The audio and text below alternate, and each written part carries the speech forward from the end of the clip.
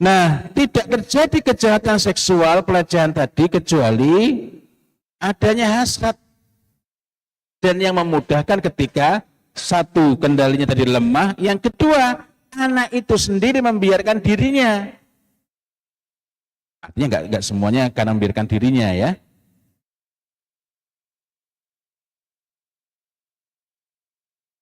Nah, nggak ada rangsangan seksual, tapi kalau anak itu sudah mimpi basah, namanya juga mimpi.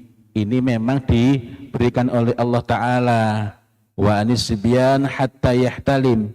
Mimpinya kan mimpi berhubungan dengan hal itu. Tapi itu sekaligus penanda. Di saat itulah mulai berlaku zuyyinan linnasi hubbus syahawat. Nanti kita bahas sendiri.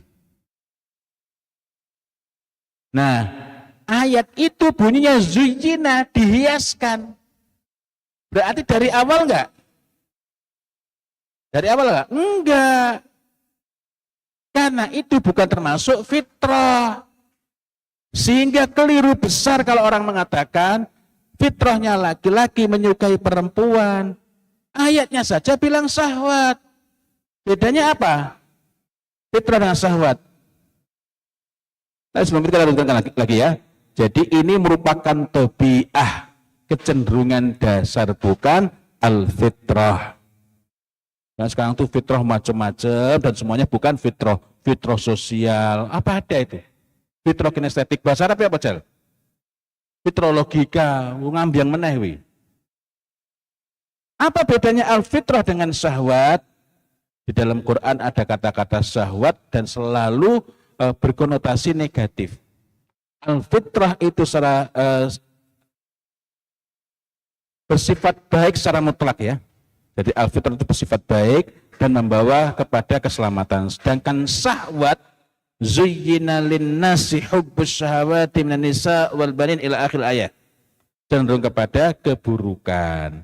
Maka syahwat bukan dilarang, harus dikelola, dimanage, diatur dan diarahkan agar sesuai dengan al-fitrah sehingga tidak merusak. Kaidahnya sama tadi. Sebaiknya kita mendidikkan itu ketika anak sudah bersahwat atau sebelum bersahwat? Ketika syahwatnya sudah muncul atau sebelum syahwatnya muncul? Sebelum. Anak-anak itu dididik mengenai wajibnya sholat dan macam-macamnya itu, ngerti hukumnya sebelum umur 10 tahun. Mulai kapan? Umur 7 tahun. Jadi kami dulu ngerti rambut ibu saya jatuh padahal sedang nggak sholat, sedang menstruasi, ya kita pungut. Kenapa? Karena menurut mazhab Syafi'i ini termasuk yang disucikan. Dari mana anak mengerti? Karena umur 7 tahun sudah belajar mengenai hal itu, termasuk yang mewajibkan mandi. Jadi anak-anak umur 7 tahun judulnya bukan pendidikan seks, tapi di dalamnya sudah termasuk hal tersebut. Yang mewajibkan mandi junub, bertemunya 3 cabang. Kalau masih umur 7 tahunnya belum paham 3 cabang itu apa, cuma tunjukkan ini sambil menepuk pahanya gurunya dia, kanan kiri dan badan. Belum paham.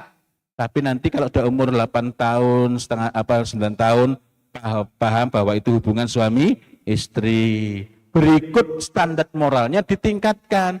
Ini yang sekarang hilang.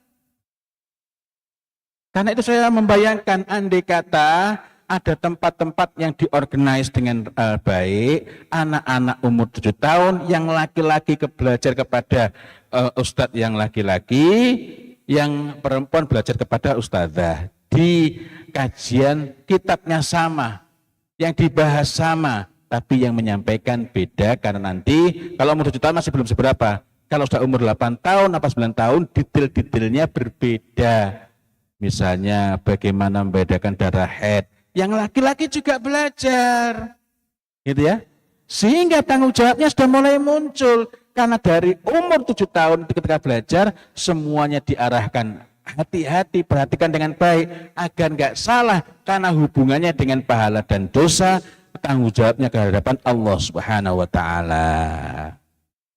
Jadi maka syahwat itu harus keluar dengan baik, diarahkan agar sesuai dengan al-fitrah sehingga tidak merusak, tidak membawa kepada penyimpangan maupun kejahatan.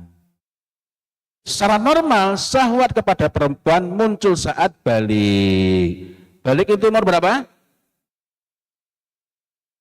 Balik umur berapa? 15 tahun.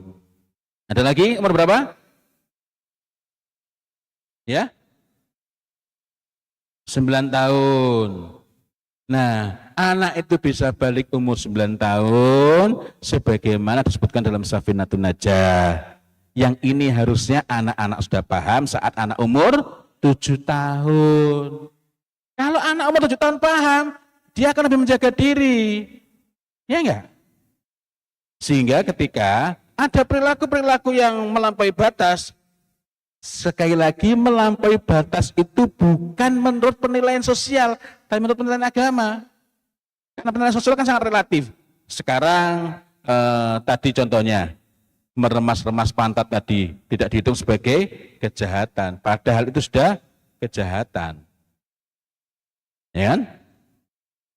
Nah, tindakan proaktif untuk mendidik dilakukan semenjak umur 7 tahun dan pemisahan tempat tidur dilakukan usia 10 tahun jika anak umur 10 tahun belum menstruasi atau belum mimpi basah.